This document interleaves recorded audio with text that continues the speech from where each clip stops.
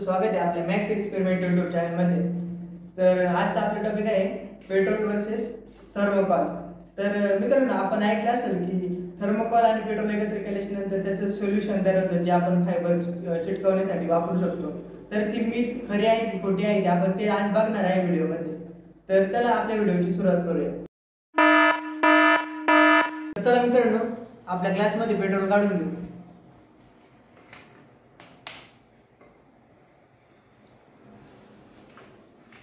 तर मित्रांनो, आपण एवढे पेट्रोल काढले, त्याच्यामध्ये किती थर्मोकॉल मिक्स होतं बघूया अगोदर। तर तुम्ही रिॲक्शन बघू शकता, थर्मोकॉल हळूहळू त्यामध्ये मिक्स होत चालले, विरघळते त्याच्यामध्ये पेट्रोलमध्ये।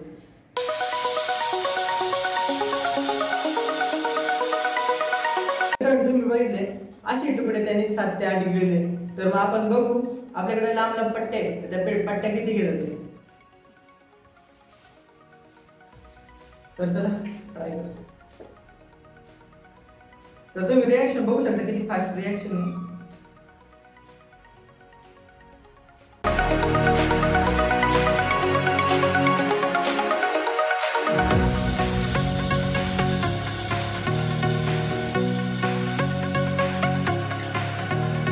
मित्रांनो, तुम्ही रिॲक्शन बघू शकता, त्यातलं पेट्रोल संपलेलं आहे। आपण एक पेट्रोल घेऊ अजून, आणि नंतर मग पुन्हा थर्मोकॉल टाकू।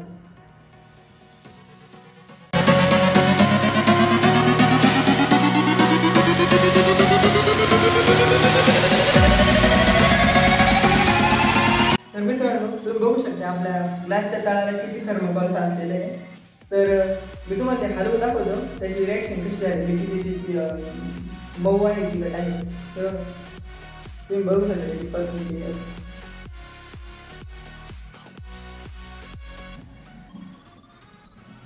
तर मित्रांनो, तुम्ही बघू शकता म्हणजे पेट्रोल संपले, थर्मोकॉल पूर्ण घट्ट झालेला आहे, तो गम तसा झालेला आहे। आपण अजून पेट्रोल टाकू त्यामध्ये आणि पुन्हा थर्मोकॉल।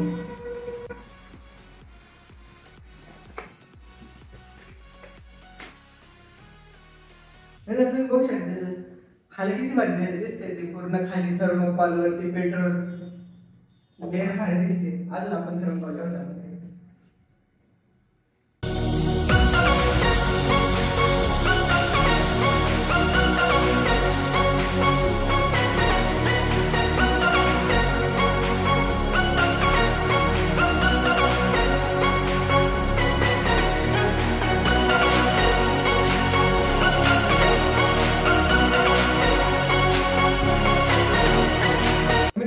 जेव्हा आपण थर्मोकॉल पेट्रोलमध्ये टाकायला सुरुवात केली, तेव्हा तुम्ही बघितलं रिॲक्शन किती फास्ट होती, आणि आता रिॲक्शन कमी हळूहळू होत चालली। तुम्ही बघू शकता, हे बघा रिॲक्शन किती हळू होत आहे।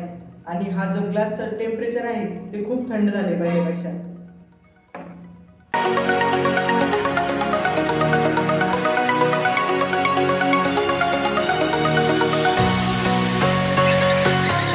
मित्रांनो, तुम्ही बघू शकता थर्मोकॉल अजून भरपूर आहे, पण पेट्रोलची क्षमता संपली की ते आता थर्मोकॉल एक्झॉर्ब नाही करू शकत। तर तुम्ही ऐकलं असेल की थर्मोकॉल आणि पेट्रोल एकत्र झाल्यानंतर ते वस्तू चिटकवू शकतं। तर आपल्याकडे आहे वस्तू, 2 बुच्चन आहे, आणि एक हा एल्बो आहे, आणि हा पाईप आहे। तर आपण चिटकवून बघू हे चिटकतात काय। मित्रांनो, आपलं सोल्युशन बघू शकता तुम्ही कसं झालं ते।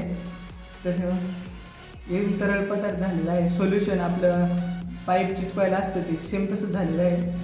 आता आपण त्याने चिटकून बघू वस्तू चिटकतात काय। तर चला मित्रांनो, आपण पहिल्यांदा बुच्चे चिटकून पाहू चिटकतं का ते। तर चला मित्रांनो, आता आपण आपलं एल्बो आणि पाईप चिटकून घेऊ।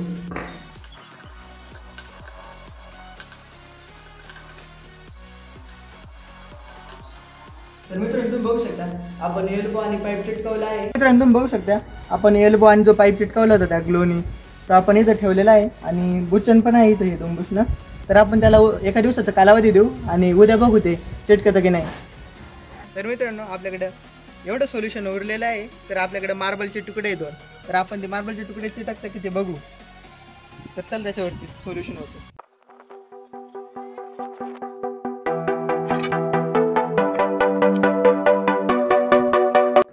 तर मित्रांनो, तुम्ही बघू शकता आपण सोल्युशन कसं त्याच्यामध्ये पांगलेलं आहे सगळीकडे। तर बघू 2 दिवसाचा कालावधी देऊन त्या फरशांना, आणि त्याला 1 दिवसाचा। तर फरशी चिटकू शकते असं वाटत नाही, पण एकदा आपण ट्राय करून बघितलं काय होतं. चला भेटू उद्या. 2000 years later. मित्रांनो, आपल्या आज व्हिडिओचा दुसरा दिवस आहे. तर काल आपण ज्या वस्तू चिटकवल्या होत्या तर त्या आपण आज बघणार आहे चिटकल्या की नाही. तर हे बुचनं नाव चिटकवलेले होते आपण, ते एकदा ओढून बघूया. तर बुचने तर नाही चिटकले, हे फेल गेले. आपण पाईप आणि एल्बो चिटकवलेला होता तो बघूया. तर मित्रांनो, तुम्ही बघू शकता हा एकदम मजबूत चिटकलेला आहे. निघत पण नाही, हलत पण नाही येतो, हलत पण नाही आहे. हा थोडासा जास्त ताकद लावल्यानंतर नॉर्मल काहीतरी हलतोय फक्त. हे बघू शकता तुम्ही किती ताकद लावल्याच्या नंतर मग तो नॉर्मल हलू राहिला आणि निघू राहिला. तर मित्रांनो, आपण ज्या ब्लेडचा वापर केला होता तो ब्लेड बघू शकता तुम्ही, त्याच्यावरती जो गम होता तो पूर्ण वाळून गेला आहे, तो निघत पण नाही. तर हे राहू द्या. तर तुम्हाला दाखवतो त्या फरच्या ज्या फरच्यांना आपण चिटकवलं होतं त्या. तुम्ही बघू शकता आपल्या फरचीचा जो आपण गम पांगवला होता तो कसा दिसतोय, पूर्ण वाळला आहे. तुम्ही बघू शकता एकदा फरची कशी झाली ते.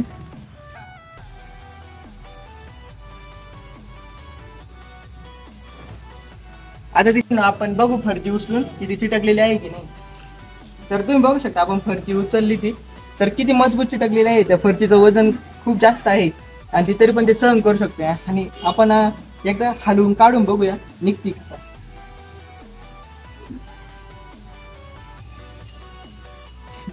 नाही निघत, पूर्ण टाईट चिटकली ती.